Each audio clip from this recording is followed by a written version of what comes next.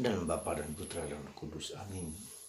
Allah yang Maha Kasih, betapa Engkau membentuk orang sedemikian sempurna dalam diri Santa Teresa Avila, yang hari ini kami rayakan pestanya.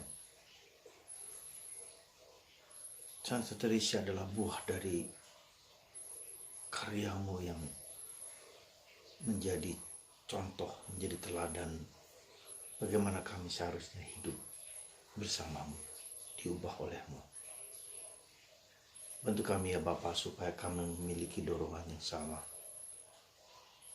untuk hidup seperti Engkau, seperti Santa Teresa. Roh yang sama yang Kau berikan kepadanya juga ada dalam diri kami.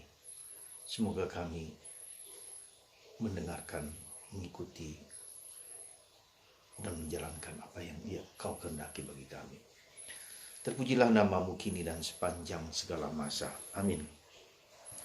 Para saudaraku terkasih dalam Kristus, hari ini saya akan mengajak Anda sedikit merenungkan tentang perjalanan hidup Santa Teresa dari Avila. Sekali lagi, Tuhan itu bekerja sesuai dengan karakter, dengan sifat kita yang sangat individual. Tuhan memberikan kepada kita malaikatnya yang berbeda dengan saya dan kamu dan Anda punya. Setiap malaikat yang Tuhan berikan kepada kita berbeda satu sama lain, sehingga kita memiliki karakter dan sifat. Maka kita tidak bisa meniru begitu saja para kudus yang hebat yang menjadi idola kita, tidak bisa. Tetapi kita mendengarkan apa yang menjadi kehendak Roh Kudus dalam diri kita sendiri. Itu yang paling penting. Jadi jangan kita meniru, tetapi roh yang sama yang ada dalam Teresa itu yang perlu kita renungkan dengan baik. Santa Teresa dari Avila adalah seorang juga keturunan Yahudi yang kemudian bertobat menjadi Katolik. Dan pada waktu itu menjadi kewajiban orang-orang yang non-Katolik harus menjadi Katolik, kalau tidak akan dibasmi. Orang tua Teresa juga melakukan yang sama. Jadi kalau kita lihat di situ adalah dia seorang Israel sejati, seorang yang mencari Tuhan gitu loh. Maka ketika masih kecil dia bersama saudaranya ingin pergi ke Mur, daerah yang dikuasai oleh orang Islam, dan ingin mati menjadi martir di sana. Jadi semangat yang membara itu yang harus kita miliki. Hatiku membara, hatiku berkobar-kobar untuk Allah. Ya, itu yang harus kita pegang.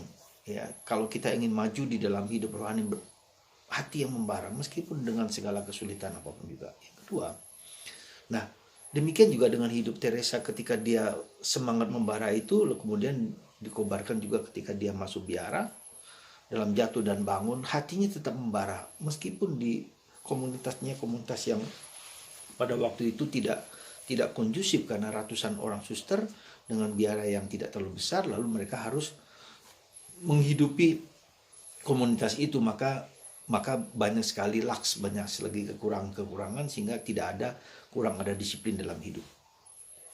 Tetapi hati Teresa tetap membara. Dan ini yang terus kemudian dia mencari sampai pada suatu saat, pada suatu titik di mana dia tidak bisa lagi dengan kehidupan yang sangat rileks, sangat tidak sesuai dengan kehidupan membiara pada waktu itu. Tetapi situasinya memang demikian. Maka dia hampir mengalami, ketika pencarian itu terjadi dan situasi di luarnya tidak mendukung, maka terjadi suatu yang disebut kematian dalam mati psikis dan kematian rohani. Maka dia dibawa pulang ke orang tuanya, kepada pamannya, dan hampir mati selama kurang lebih 3 tahun. Selama kurang lebih 3 tahun dan bahkan sudah hampir mau dimakamkan, maka sudah diberikan di matanya itu sudah dikasih dengan lilin yang supaya dia tinggal dikuburkan aja. Tapi kemudian ternyata dia bangun lagi, bangkit, ya. Dan menurutnya Santo Yosef yang membuat dia menjadi hidup kembali. Setelah itu recover dan menemukan kembali jati diri, panggilan yang utama dalam hidupnya. Jadi kobaran api yang membara itu terus dalam dirinya, mencari Tuhan, bergaul dengan Tuhan dalam jatuh dan bangun, dalam kesulitan, dalam penderitaan. Nah inilah menurut saya yang harus kita pegang dalam hidup kita ketika kita di titik turning point ini, dari titik dari diriku sendiri yang mencari Tuhan sampai kita menemukan Tuhan yang mencari aku. Ini titik pertobatan yang selalu harus kita pegang. Justru di dalam proses pembalikan dari aku yang mencari Tuhan sampai Tuhan mencari aku. Jadi fokusnya tidak lagi kepada aku tapi kepada Tuhan. Nah, disinilah menurut saya proses pertobatan. Ya, jadi Tuhan yang mencari aku. Jadi jangan lagi aku mencari Tuhan sampai Tuhan mencari aku dan menemukan aku dan memanggil aku dan menangkap aku. Bahasa yang dikatakan oleh Santo Paulus ketika ia ditangkap oleh Tuhan sama yang membara hatinya yang membara bagi Tuhan. Dan orang yang para kudus selalu dalam konteks itu hati yang membara akan Tuhan. Sampai dia putus asa, sampai dia tidak dapat lagi seperti tubuh raganya seperti hancur, tidak mampu lagi, tidak berdaya lagi, ya, dengan menghadapi problem kehidupan dengan segala macam. Nah, titik inilah sampai kemudian dia pasrah kepada Tuhan. Dan proses ini proses yang panjang, yang tidak singkat, tidak pendek, panjang, supaya kita semakin mendengarkan bisikan-bisikan Roh Kudus yang membimbing gitu loh. Jadi bukan hanya proses pertobatan dari aku menjadi kamu, tetapi kita mendengarkan, ya. Nah, disitulah kita lihat Teresa juga semakin mendengarkan suara Tuhan dalam kehidupannya dengan berbagai macam yang ia alami, ya. Sampai banyak pengalaman-pengalaman yang sangat luar biasa karena dia berfokus kepada Tuhan, maka dia bisa mendirikan 20 biara Suster Karmelitas OCD pada waktu itu belum pecah dengan Okarm pada waktu itu. Nah, disitulah kita melihat, dan di dalam perjalanan proses yang panjang mendirikan 20 biara itu kurang lebih 17 lah sebetulnya, 17 sampai 20. Ya, dia menulis buku-buku yang sangat luar biasa. The Perfection, ya, The Interior Castle, dan banyak buku lagi. Jadi begitu tuh diubah oleh Tuhan yang mengubah hidupnya, Roh Kudus yang mengubah hidupnya. Buku-bukunya dengan tingkat kebujanggaan yang tinggi sekali.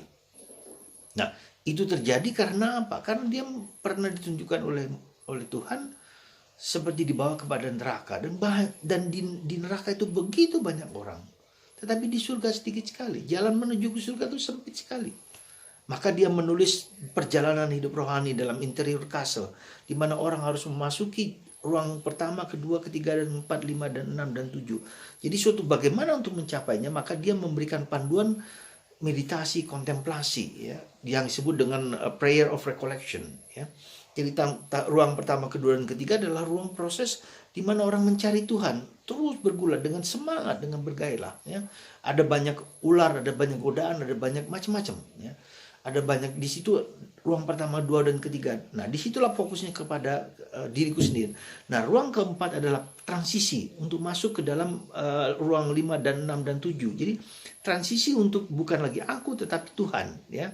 Nah, disinilah proses kita menjadi putus asa, menjadi kecewa, menjadi marah karena tidak mampu. Nah, disitulah kita butuh apa artinya rahmat, ya. Apa arti Roh Kudus? Tidak lagi bersandar pada kehebatan, kemampuan, dan kekuatanku, tetapi kepada Allah. Nah, disinilah kemudian proses itu sampai kemudian Allah mau datang sendiri, ya, seperti dia mengatakan suatu perumpamaan dengan doa itu. Ketika doa pertama itu kita harus mengangkat air dari sumur dengan memakai timba, dan itu berat terus-menerus, harus latihan terus-menerus, jatuh dan bangun, ya. Kemudian setelah itu ada proses, kemudian ada pompa yang cukup berat juga. Kemudian dengan dengan kerekan dan seterusnya. Dan kemudian setelah itu proses keempatnya adalah proses di mana dia dengan memakai listrik, dia lebih tenang, lebih rileks, lebih santai, bisa menerima segala negatif positif dalam hidupnya dengan kekurangannya. Ya, kemudian 5 dan 6 7 dia tenang aja, tidur aja, lalu ada hujan rahmat di dalam kehidupan dia, ada begitu rahmat, ada begitu karunia-karunia yang ia terima, ekstase segala macam. Bahkan di Vatikan ada patung Santa Teresa dari Avila yang jantungnya tertusuk pedang. Nah, ini suatu pengalaman yang sangat intens dengan Allah, ya. Jadi dia diajak untuk ikut serta dalam penderitaan Yesus, dan itulah Teresa Avila, ya. Nah, tentu bukan itu yang paling penting dari kita, tapi yang menurut saya yang paling penting dari kita, apakah hatiku membara untuk Tuhan atau tidak. Nah, pada titik membara itulah kita mengalami frustrasi karena kita tidak mampu. Kita mengalami kekecewaan, kemarahan, ketidakberdayaan, Itu harus kita alami. Itulah salib yang harus kita alami. Maka salib bagi Teresa adalah senjata untuk menghancurkan, dalam tanda petik, mengalahkan ego kita. Maka saudaraku terkasih, saya berharap dan saya anjurkan kepada Anda yang punya membara kepada Tuhan, kepada Yesus, kepada hati kudus Yesus, kepada Bunda Maria, kepada Santo Yosef, hati yang membara untuk Tuhan. Dan nanti pelan-pelan kita akan menghadapi titik di mana kita tidak mampu, tidak berdaya, dan disitulah kemudian Tuhan ambil intervensi dalam hidup kita. Pertobatan dari aku kepada Tuhan, dan itu karya Tuhan, karya rahmat Tuhan, bukan karena aku. Dan semua proses seperti itu adalah proses yang dialami oleh semua santo dan santa.